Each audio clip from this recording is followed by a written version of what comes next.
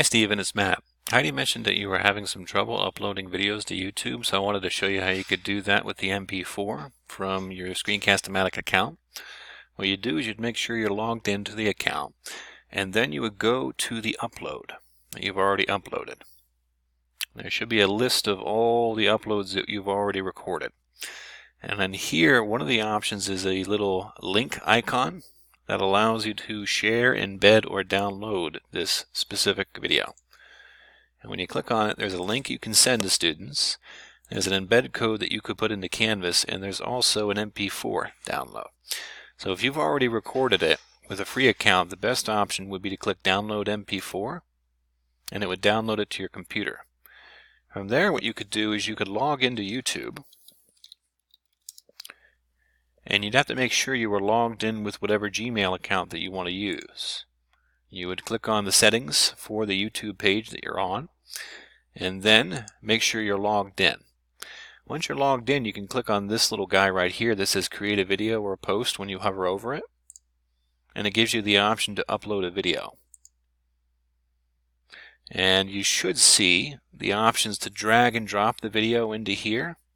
I'm going to make it an unlisted video. The reason I choose unlisted is because that means that people can't see it unless they have the link. They can't search for it on Google. So I'll make it unlisted, and then I'll click Select Files to Upload.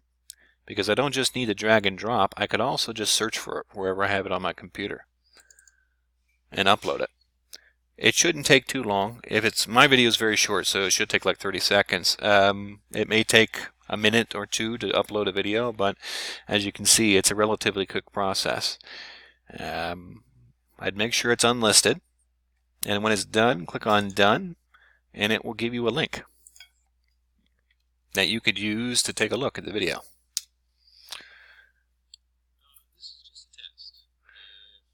The reason we recommend YouTube, of course, is because it has an automatic caption generator. Down here, you'll see a little CC once it's got done processing the captions that people will click on. And I'll show you what that looks like in a little bit. But for now, I'll show you how you can get into your captions and edit them if you want to be able to do that. Now, what you can do is go up to where I was previously and toggle on the settings for the YouTube channel and go down to YouTube Studio in the drop-down menu. Now, the challenging thing for testing captions in YouTube is that they've just recently created this new YouTube Studio. It's in beta right now, and it doesn't have all the features integrated yet. So in order to check captions, you have to go to the Creator Studio Classic, which is in the bottom left corner. It's a bit of a pain, but it's just a couple extra clicks to get to the captioning generator. Click on Creator Studio Classic. It's going to try and ask you to tell it about the new experience. You can just skip this.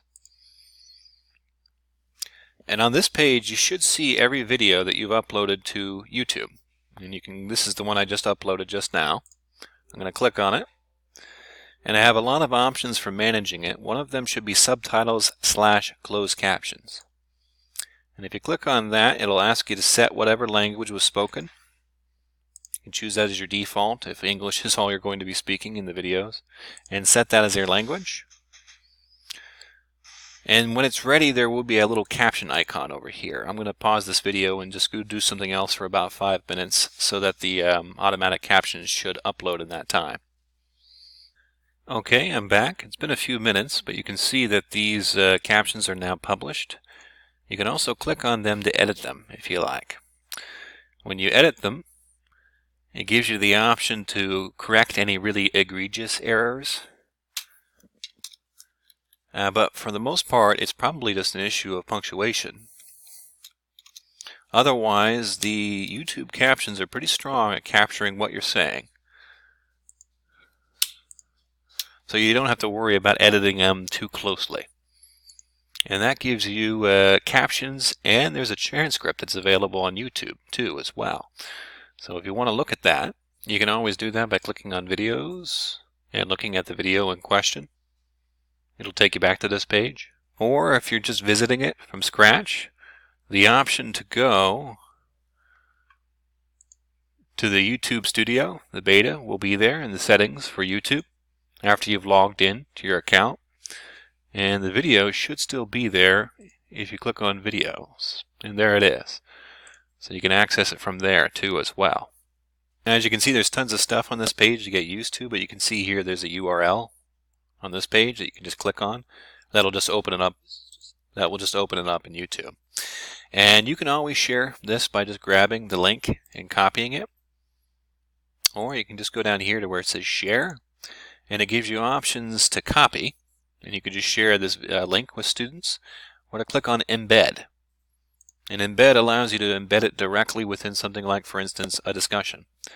What you would do is you'd copy that embed code, and you'd go to wherever you want it to be. Let me go to discussions, because that's what you were talking about. I'm going to create a test discussion just to show you how you would do that. And what you would do is add in whatever text you want to have. Description of discussion goes here.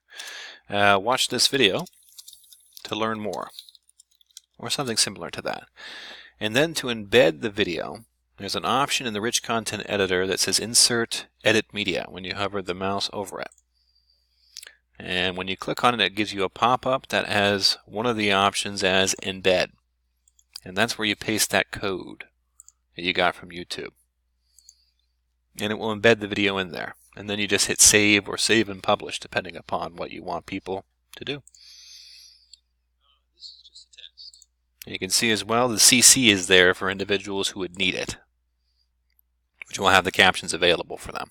Another useful thing about YouTube videos also have transcripts available on them. To get to that, click on these three dots over here and click on Open Transcript. It should be up here in the upper right. You can always copy these and even paste them into Canvas if you want to. If you did that, you'd probably want to toggle the timestamps off. So you could just copy this and paste it in. So you could just copy that and put it into Canvas on a page, for instance. So if you wanted to say, here's a video, and below you can read the transcript of it if it's an exceptionally long video. Other things you can do with transcripts like this is you can notice as well, the timestamps allow you to jump around. So if I click on this, it'll jump me to that spot in the video. So there you are.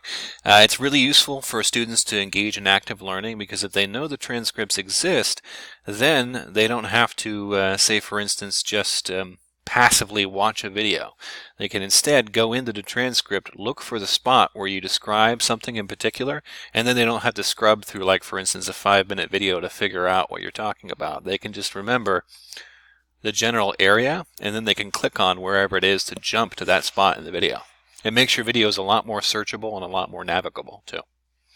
So in general, that's pretty much how you can upload things to YouTube from Screencast-O-Matic.